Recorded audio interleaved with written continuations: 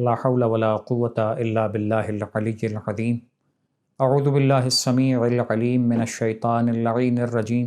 بسم اللہ الرحمن الرحیم۔ الحمد للہ رب العالمین، والصلاة والسلام علی اشرف الانبیاء والمرسلین، سیدنا و نبینا و مولانا بالقاسم المصطفیٰ محمد وعلی اہل بیتہ الطیبین الطاہرین المعصومین المنتجبین المیامین، لا سیما علی بقیۃ اللہ فی الارضین وحجتہ علی العالمین الذین اذھب اللہ عنہم الرجس وطہرہم تطہیرا، واللعنۃ الدائمۃ علی اعدائہم اجمعین من یوم ظلمہم وعداوتہم الی یوم الدین، اما بعد، بسم اللہ الرحمن الرحیم۔ انا انزلناہ فی لیلۃ القدر وما ادراک ما لیلۃ القدر، لیلۃ القدر خیر من الف شہر۔ عزیزان محترم، شہزادی کونین حضرت فاطمۃ الزہرا سلام اللہ علیہا کے حوالے سے چند باتیں آپ کی خدمت میں اس مناسبت سے پیش کی جا رہی ہیں۔ سورہ مبارکہ قدر کی تلاوت کی گئی کہ جس میں پروردگار عالم نے ارشاد یہ فرمایا، بسم اللہ الرحمن الرحیم،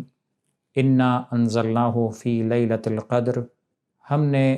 اس قرآن کو لیلۃ القدر میں نازل کیا۔ وما ادراک ما لیلۃ القدر، تم کیا جانو کہ لیلۃ القدر کیا ہے؟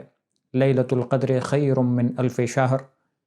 یہ 1000 مہینوں سے بہتر ہے۔ اور اس کے بعد لیلۃ القدر کے حالات بھی بیان کیے گئے۔ مختصر گفتگو میں اس سے زیادہ میں آیات آپ کی خدمت میں نہیں پیش کرنا چاہتا۔ یہ لیلۃ القدر کے جو ایک اس معنی کے اعتبار سے کہ ایک شب کا تذکرہ ہے کہ جس میں قرآن کا نزول ہوا، اس شب کے برکت کے اعتبار سے، اس شب کی عظمت کے اعتبار سے، اس شب کی شرافت کے اعتبار سے بہت ساری روایتیں آپ نے یقیناً سماعت فرمائی ہوں گی، لیکن ایک تعویل کی حدیث بھی نظر آتی ہے کہ جہاں پر لیلۃ القدر کو معصومین علیہم السلام نے اس عظمت و شرافت کے ساتھ کہ جو دنیا پہچانتی ہے تعبیر دیا گیا کہ لیلۃ القدر سے مراد شہزادی کونین حضرت فاطمۃ الزہرا سلام اللہ علیہ کی ذات مبارک کو بھی قرار دیا گیا۔ اور اس سے متعلق علماء نے مختلف تشبیہات کا بھی تذکرہ کیا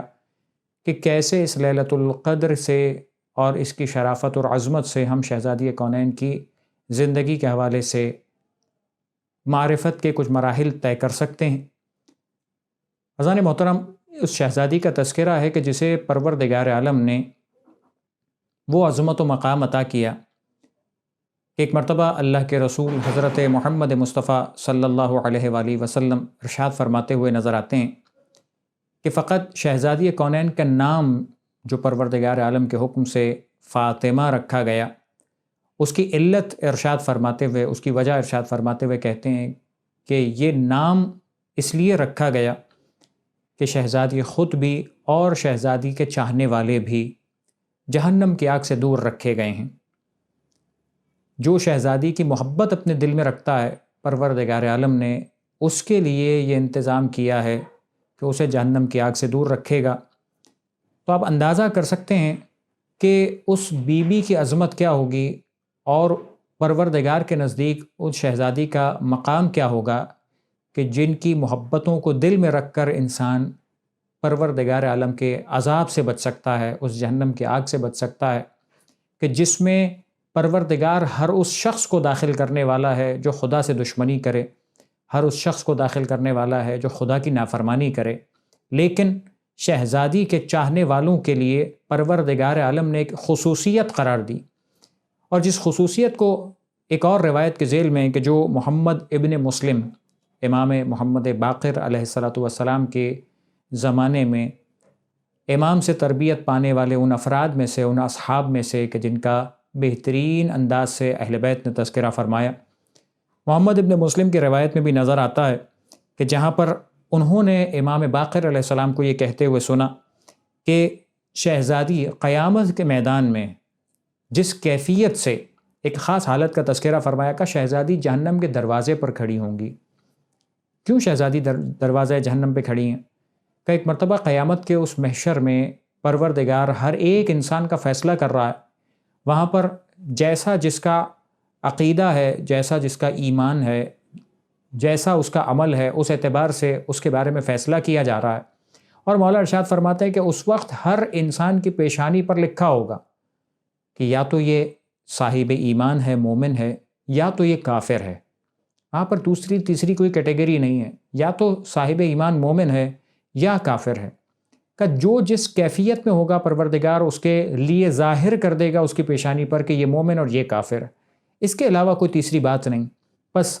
اس کیفیت میں جو مومنین ہوں گے، یہاں طے ہو گیا نا کہ جو کافر ہے اس کے لیے تو پھر دوسرا کوئی راستہ نہیں ہے کہ سوائے جہنم کے اس کے لیے کوئی ٹھکانہ نہیں بچتا۔ ہاں جو مومن ہے اس کے بارے میں اب فیصلہ یہ ہے کہ اس کا عمل کیسا۔ فرمایا اس کا عمل دیکھتے ہوئے جو ایسے ہوں گے کہ جن کے دل میں ایمان ہے، جن کا ایمان پروردگار نے قبول کیا، کہ اب انہیں پروردگار عالم فرشتوں کو حکم دے گا کہ انہیں جہنم کی طرف لے جایا جائے، اس لیے کہ انہوں نے دنیا میں پروردگار کی نافرمانی کی تھی، اور نافرمان لوگوں کے لیے پروردگار نے جہنم رکھی، بس جہنم کی طرف لے جایا جائے گا۔ اور جب دروازہ جہنم پہ یہ لوگ پہنچیں گے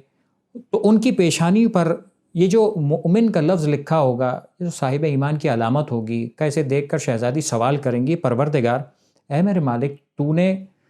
میرا نام فاطمہ رکھا تھا، اور یہ تو نے طے کر رکھا تھا کہ تو میرے چاہنے والوں کو، مجھ سے محبت کرنے والوں کو، مجھ سے مودت اور عقیدت رکھنے والوں کو جہنم کی آگ سے آزاد کرے گا، اور یہ وعدہ تیرا وعدہ ہے، اور تو اپنے وعدے سے کبھی برخلاف نہیں کرتا۔ ایسا نہیں ہوتا کہ پروردگار تو وعدہ کرے اسے پورا نہ کرے۔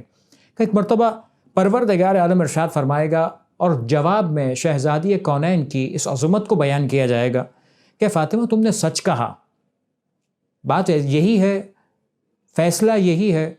کہ شہزادی کے چاہنے والوں کو جہنم کی آگ سے دور رکھا جائے گا، کہ بے شک تمہارا نام میں نے فاطمہ رکھا تھا، اور تمہاری وجہ سے میں تمہارے چاہنے والوں کو، تمہارے محبوں کو، تمہاری ذریت کے محبوں کو، اولاد سیدہ سلام اللہ علیہا کے چاہنے والوں کو، کہ ایک مرتبہ جو نجات جہنم کا وعدہ پروردگار نے کیا ہے اسے پورا کرنے کی بات کی جائے گی۔ کہ ایک مرتبہ پروردگار عالم حکم دے گا کہ میں اس شخص کو جس کے دل میں آپ کی اور آپ کی ذریت کی محبت ہوگی جہنم میں داخل نہیں ہونے دوں گا۔ پس کیا ہوگا؟ فرمایا آپ جو دروازے جہنم پہ کھڑی ہیں یہاں ان کی شفاعت فرما دیجئے۔ آپ انتخاب کیجئے کہ جو مومن ہے ان تمام مومنین کو اپنے ساتھ لے کر اس جہنم سے آزاد کر دیجئے۔ اب ایک سوال تو پیدا ہوتا کہ یہاں پر پروردگار عالم نے پھر یہاں تک ان مومنین کو کیوں پہنچانے کا انتظام کیا، کہ جب طے تھا کہ پروردگار عالم مومن کے جس کے پاس ایمان ہے اور پروردگار نے قبول کیا ہے اور شہزادی کی محبت ہے اسے جہنم میں داخل نہیں کرنا چاہتا، تو پھر فرشتے یہاں تک کیوں لے کر آئے؟ تو پروردگار مولا جواب دیتے ہیں، اس روایت کا آخری جملہ ہے کہ میں یہ تمام کام کر رہا ہوں اس لیے تاکہ میرے ملائکہ، میرے انبیاء اور تمام رسل، یہ تمام اہل محشر، ان تمام کے نزدیک یہ واضح ہو جائے کہ تمہارا مقام اے شہزادی کونین میرے نزدیک کیا ہے، تمہاری عظمت میرے نزدیک کیا ہے۔ پس اہل محشر کے لیے بات پروردگار واضح کر دے گا کہ کیسے شہزادی کی محبت کی وجہ سے ایک گنہگار مومن بھی اس وقت بخشا جائے گا۔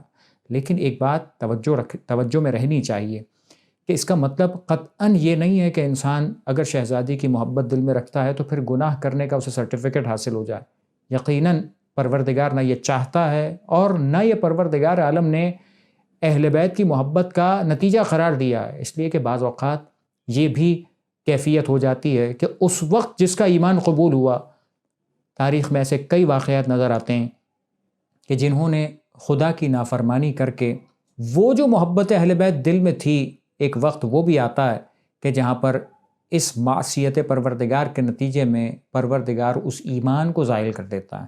وہ ایمان سلامت نہیں رہ پاتا۔ جب ایمان سلامت نہ رہے تو پھر کیسے پروردگار کے سامنے اس ایمان کا اظہار کرے گا، کیسے قبر میں اس فرشتوں کے جواب میں اس ایمان کو جواب میں ارشاد فرما سکے گا۔ بس اس ایمان کی حفاظت بھی ضروری ہے اور خدا کی اطاعت بھی ضروری ہے، اور یہی صاحبان ایمان ہیں کہ جن کے لیے پروردگار عالم نے جہنم سے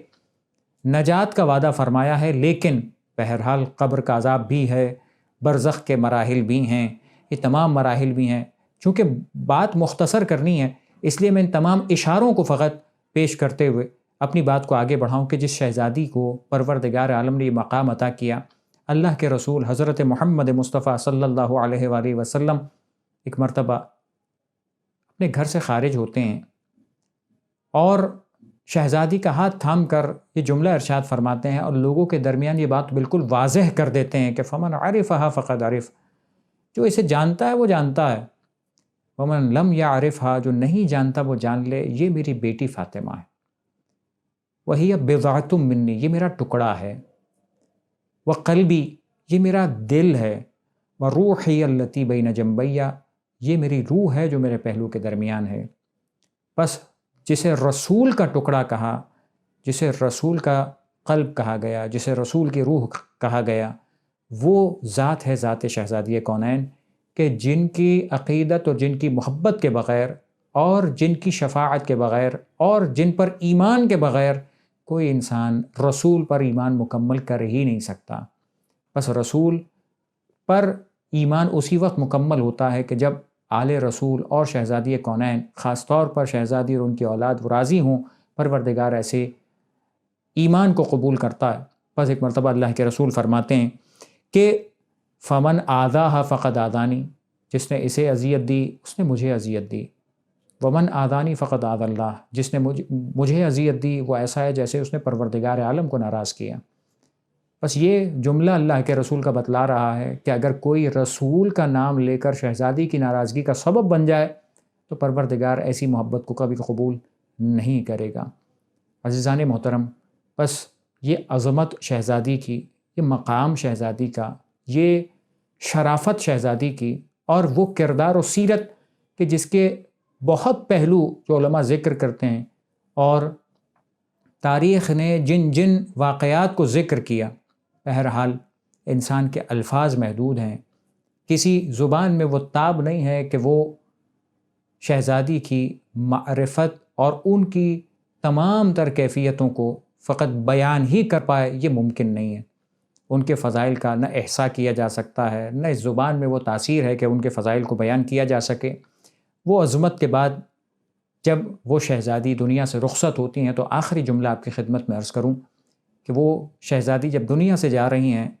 تو یہ جملے جو مولا کائنات کی زبان پر جاری ہوئے ہیں، یہ اس بات کا احساس دلاتے ہیں کہ کیا بیش بہا خزانہ تھا، کیا وہ باعظمت شہزادی تھیں کہ جنہوں نے وہ کچھ عرصہ، شہزادی کی کل عمر ہی 18 برس چند ماہ بیان کی گئی، بس اس مختصر عرصے میں شہزادی پر ڈھائے جانے والے وہ مصائب جو اللہ کے رسول کے بعد پیش آئے، شہزادی نے اپنی زبان سے یہ جملہ کہا، صبت علیہ مصائب لو انہا صبت علی الایام سرنا لیالیا۔ عجیب عالم ہے، اور اس شہزادی نے ان تمام کیفیتوں کو برداشت کر کے جب دنیا سے کوچ کیا، مولا کائنات جیسا صابر امام یہ جملہ فرماتا ہے، جب شہزادی کو دفن فرمایا تھا، ایک مرتبہ اپنی جانب سے، شہزادی کی جانب سے اللہ کے رسول کی خدمت میں سلام پیش کیا، اور جب یہ جملہ فرمایا کہ یہ آپ کی بیٹی جو بہت جلد آپ سے آ کر ملاقات کر رہی ہے، ایک مرتبہ مولا کائنات فرمانے لگے، قل یا رسول اللہ عن صفیت کا صبری، یہ بہترین برگزیدہ شخصیت جو مجھ سے رخصت ہو رہی ہے، یہ میرا صبر ٹوٹ رہا ہے۔ مولا کائنات، خیبر اکھاڑنا آسان ہے، شہزادی کا فراق بہت مشکل ہے۔ بس اس گفتگو کو یہاں ختم کرتے ہوئے اس دعا کے ساتھ کہ پروردگار تمام مومنین و مومنات کے جن کے دلوں میں شہزادی اور اولاد